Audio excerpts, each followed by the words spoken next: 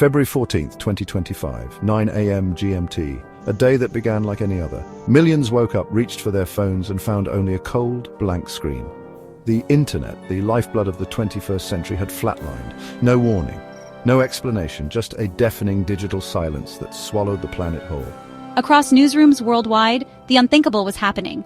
Headlines froze mid-update, stock tickers stuttered, and the relentless torrent of tweets, posts, and emails simply stopped. It was like watching a heart monitor flatline on a global scale. This was not a local outage, not a server glitch. This was different. This was the internet, the nervous system of modern civilization, going dark.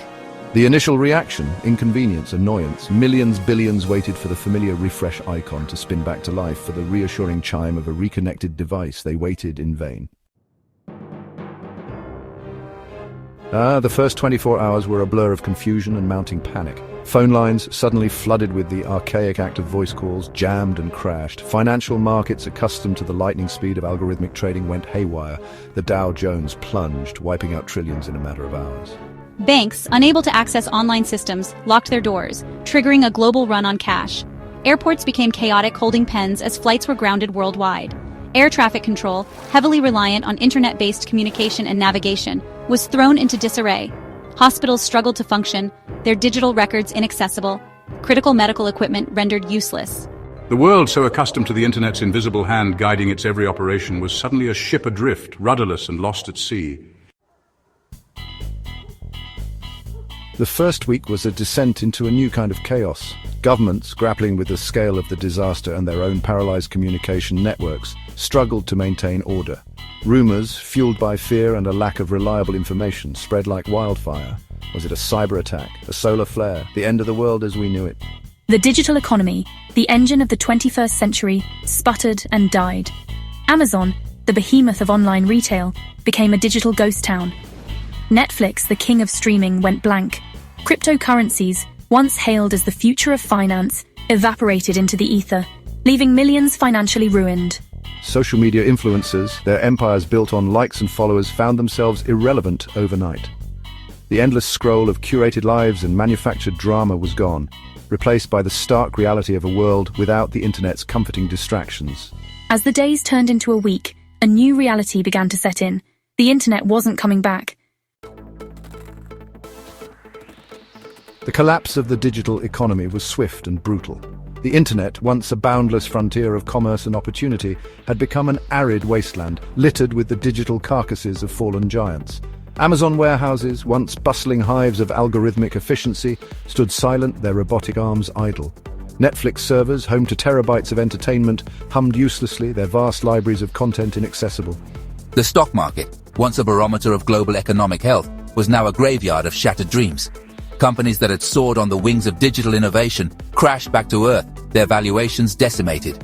The internet's disappearance exposed the deep inequalities that had been festering beneath the surface of the digital age. The digital divide, once a topic of academic debate, became a stark reality.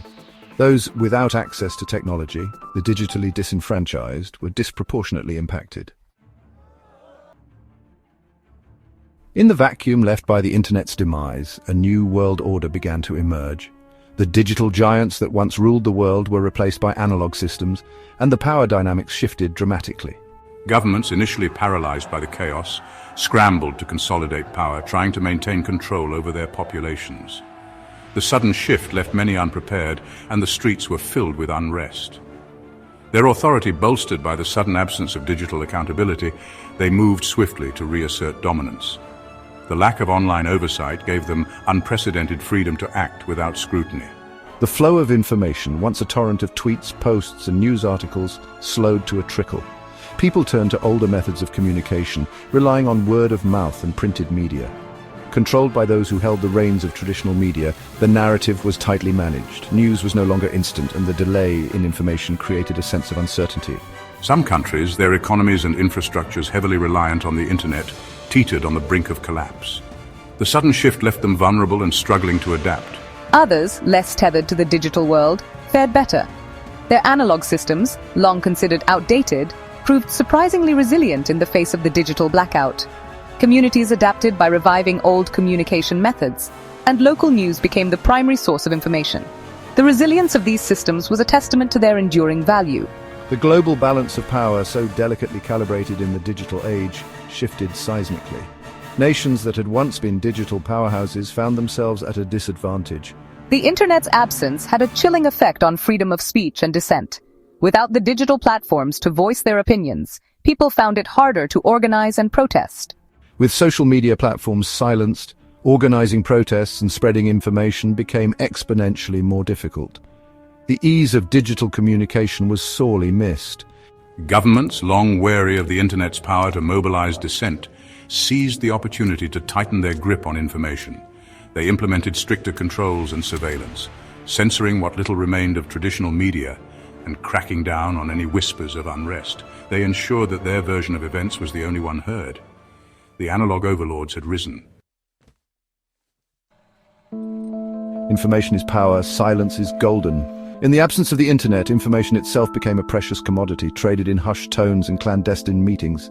Libraries, once dusty repositories of forgotten knowledge, experienced a resurgence, their shelves suddenly treasure troves of valuable information. The Dewey Decimal System, once a relic of a bygone era, became a vital tool for navigating this new world of analog knowledge. A black market for information flourished, with data brokers peddling everything from stock prices to weather forecasts. Encrypted hard drives, once the domain of tech-savvy criminals, became coveted possessions, containing troves of information that could mean the difference between survival and ruin. The internet's disappearance had created a knowledge gap, a chasm between those who had access to information and those who didn't. This information asymmetry had profound implications for everything from business deals to political negotiations. Knowledge, always a source of power, had become the ultimate currency in a world starved for it. Back to the Stone Age. Not. The initial shock and chaos gradually gave way to a grudging acceptance. People were bewildered, unsure of how to proceed in a world that had suddenly become so unfamiliar. The internet was gone and it wasn't coming back. The digital void left behind was palpable, a stark reminder of how deeply intertwined our lives had become with the virtual world. Humanity, faced with the seemingly insurmountable challenge of adapting to a world without the technology that had defined a generation, did what it has always done. It adapted. Communities came together, brainstorming solutions and finding new ways to connect and collaborate. The demise of the internet forced a rediscovery of analog alternatives. Typewriters clacked away in homes and offices, newspapers became the primary source of news, and landline phones rang with renewed purpose. Vinyl records, once relegated to hipster enclaves and dusty attics, experienced a renaissance. Their warm analog sound a welcome respite from the cold silence of the digital world. Record stores buzzed with activity and turntables spun with newfound vigor. Board games, once overshadowed by the allure of video games, enjoyed a resurgence. Their tactile pleasures and face-to-face interactions a refreshing change from the isolating world of online gaming. Families and friends gathered around tables, rediscovering the joy of shared experiences. The absence of the internet fostered a sense of community and connection that had been eroded by years of digital isolation. Neighborhoods organized events and people attended local gatherings, building bonds that had long been neglected. People forced to interact with each other in the real world rediscovered the lost art of conversation, the simple pleasure of sharing a meal, a story, a laugh. Around dining tables and campfires, genuine human connections were rekindled, reminding us of the irreplaceable value of face-to-face interaction. On the Internet of Things we lost. The loss extended far beyond our screens. It was a disruption that rippled through every aspect of our daily lives, affecting not just our personal gadgets but the very infrastructure we had come to rely on. The Internet of Things, once a futuristic vision, had become an invisible infrastructure seamlessly woven into the fabric of our lives. From smart homes to connected cars, it was the backbone of modern convenience. Smart homes went dark, thermostats reverted to manual control, and refrigerators no longer reminded us to buy milk. The conveniences we had taken for granted vanished overnight. Self-driving cars, once hailed as the future of transportation, became expensive paperweights, their intricate AI rendered useless without a connection to the cloud. The promise of effortless travel was shattered. Traffic lights blinked erratically, their synchronized dance disrupted, transforming once orderly commutes into chaotic obstacle courses. The streets became a testament to our over-reliance on technology. The interconnected web of devices that had promised to make our lives easier and more efficient had, in its absence, revealed its dark side, our utter dependence on technology that we barely understood, let alone controlled. We were left grappling with the reality of our own creation. The Internet of Things, it turned out, had become the Internet of Things we couldn't live without. Our homes, our cars, our cities, all were paralyzed by the sudden void. The disappearance of the Internet forced us to confront an uncomfortable truth. Our embrace of technology had outpaced our understanding of its complexities.